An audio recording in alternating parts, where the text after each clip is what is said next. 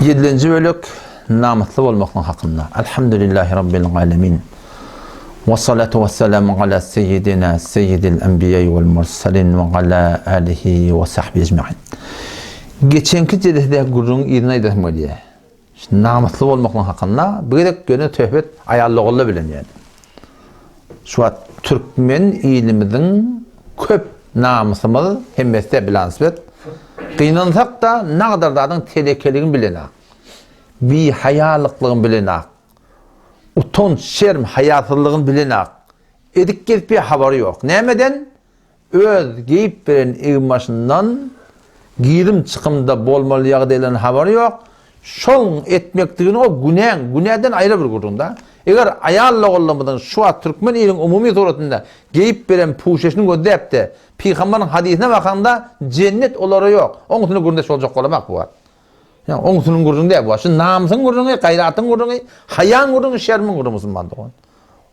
Peygamberin hadisine var. Sana Peygamber Aleyhisselam iki cemaat ben umutunu henüz göremek deyiptir. Bir erkeklerden bir helilerden ne yapar mı yazır okuda? Könöklü, yalanaç, meylet yerle meylettir yerle deyiptir. Könöklü var, yalanaç yani yok olacak anlatıyatı görüntü. Keşke cemaatı görünüyor. Könöklü, yalanaç yani kalın. Bedenin büyükçe koyduğu belli oldu. Meylettir ya, yüdeyi de meylettir ya. La yedhulnel cennet, cennet yok olara. Ve la yecidne rihaha, cennetin iyisi bunu hakmar olan deyiptir. Ve inne rihaha la tucedu min mesiretin keda ve keda, cennetin iyisi 500 yıllık yerden geliyor diye.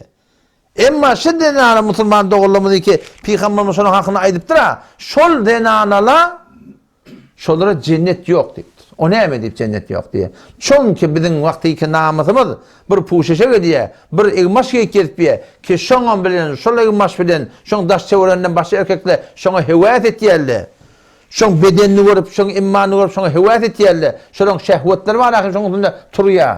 O şoň söylem malahim sen suratında günah kaçırga sebep bolýar. Näme günah kaçırg? Peygamber diýär el-aynu tezni, göz zina etýär diýär Peygamber Aleyhisselam. Gözün zinatı näme? Nazar. O erkek gözünü taklamalı, denanı da vücudunu taklamalı. Denanı öz vücudunu taklamalı, onu ne diye biliyor musun? Zina çeşim, gözün zina etmekten çağırıyor. Onun Peygamber'in sözüne vardan marahim. O adamlara, o zenanları Müslümanlar cennet yok. Sonra ne diyeyim? Sure ve semâdâtil burcu barda okuy. Allah tebarek ve teala şey diye o da. Bir sürü adamlar var diye, başka adamlar diye, taydır ya Allah diye.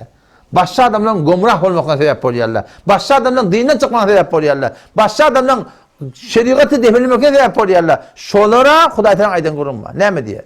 İnnellezîne fetenul mu'minîne vel mu'minât thumme lem yetûbû felehum azâbu cehennem ve lehum azâbul harîk. İnnellezîne bişek ol erkeklerin anıları ki fetenul mu'minine vel mu'minat, imanlı erkek adamları, imanlı dinarları taydır ya Allah diye. İmandan aytar ya Allah, şeriattan aytar ya Allah. Şeriat uğruna göre de şeriat uğruna taymakına sebep oluyor Allah. Şu dar könükler, şu endamlama, yürüyüp böyle bedeni belli, motoru binecek kadar, maşını binecek kadar baldırı belli, 50 tane üstad çelmekli, yakadiden açık, şu formdaşından oranda var rahim, şu tuğratında hem adını erkek adam hevat getiren zenanılar, ya o erkekler ki namına kaim olmayanlar, innellezîne fetenul mu'minîne vel mu'minât, birçok o erkek zenanları ki baştaki imanlı erkek adamları, İmanlı dinarları taydır yerli hakkın yolundan diye. Somme lem yetûbû. Tamam tövbe etmeyaptırlar. Şeyin baş bilen, şu poşeş bilen, şiddetsiz hele bilen, şu bunun zaten bilen ki Müslümanlar dininden kaytartırlar. Şöyle bilen dünyadan gittirler diye. Felehum azâbu cehennem. Şöyle için lep khas cehennemin otu var diye. Ve lehum azâbul harîk. Lavurda durun ot bayır. Ne mi diyeyim? Şu adı Müslüman milletin dininden çıkmaktan sebep. Milletin günahkar olmakına sebep, milletin zinaya çeşmine sebep. Adam şuradan ayarla oğlum. Bakın şu forum gezmeklik size ne peydası var? Biraz oylanın şuna diyenler. İslam geliptir sizi puşeşte koyuptur. Öyde odan için görmeli ediptir. Daşarı çıktan, yürüyüp böyle yakın bedenin onamına belli olmalı ediptir. Evinden namahrem olsa yüzün örtmelidir. Şimdi hem de kimden çürüyeyim? Ödümden çürüyeyim. Ödümden çürüyeyim. Bizden çürüyeyim. Şu an tamamı o da şu denaları ki şu cemaati gelip yerler, şu talak ne mi kendileri? Bir talakın elleti ki kemal olan sebep ne mi? Şu dağdan diyen koynukla, o ne mi deyip? O taraf denahın oraya, cemaat çıkıp onun denahın oraya. Halk kaçı ki denalan, her denahın avdallık mı? Fark et ya, onun denahın avdallığını görüp ne mi diye biliyor musun? Kullen Ödününkinden yürüyü tavuyor.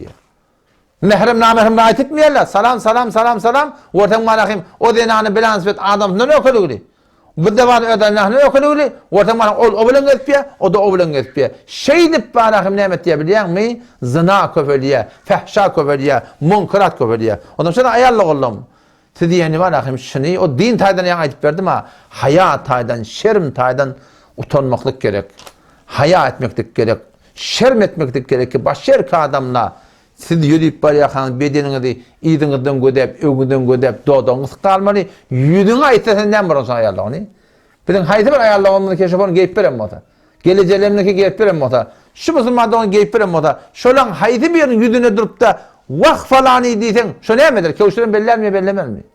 Ne? Beller mi, bellemez mi? Yüdeyiz beller. Sen bir namız sen falan. Yok. Sen ona bir namız deyip durma. Sen öyle bolup veriyorsun öyle. Şu geyip veren evin başın. Keten bedenin ongamına bellet geyip veren. Ayarla onun. Şu bir hayatçılık. Şu bir namızçılık. Sen erkeğe de şu bir gayratçılık musulmanlık. Ne kadardan kıyın ne orta var. Ona şey diyor. Kıyın orta var. Ne etme oluyor zaten. Kıyın orta var. O zaman da ayarla oğlum. Sizin şezabı ait etmektekin o soğabından başa. Sen öd oğlunuşun qoğru şey.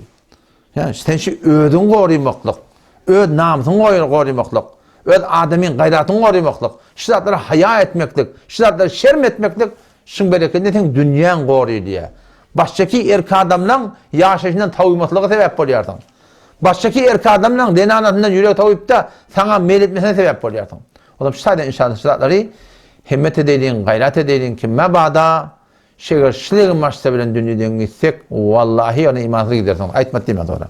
Eğer şu puşiş bilen, şu form dağdan diyen milletin arkını gezip yersin da eğer şu puşiş bilen gersen mümmür namaz okuya, mümmür arada tuta, mümmür haceda, mümmür sadaka veraga, Peygamberin aydan kemine öğrenmen katam içiyen. Şu denanları ki şu puşiş bilen dünyadan gitsek ağa vallahi ona imansız giderler. Ne mi deyip? Şu Peygamber ettirdi. Peygamberin aydan kefak değil mi? Hatta sen adam musulman, sen geyip verin, sen Kur'an'ı kabul ettiyen, amalın Kur'an ne? Sen namaz okuyardın, amalın namaz de. Sen elin kavuşup da doğurdun namazda, ne mi deyip ediyorsun? Gayril mağdub aleyhim. Men Yahudinin yolunda salma dediğin, geyip verin evin başını, Yahudin kimi zirede. Vele zalim, Mesihinin ki yolunda salma dediğin, Mesihini sen geyip verin geyin ağayım ona. Mesihinin kol, dinlip verirler, bir meratep, bana bizimkinden kavrak şun konu.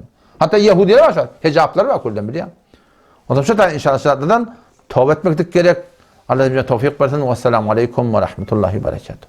Allahu Rabbi vel İslamu dini ve Muhammeden Resulullah ve yakini adnu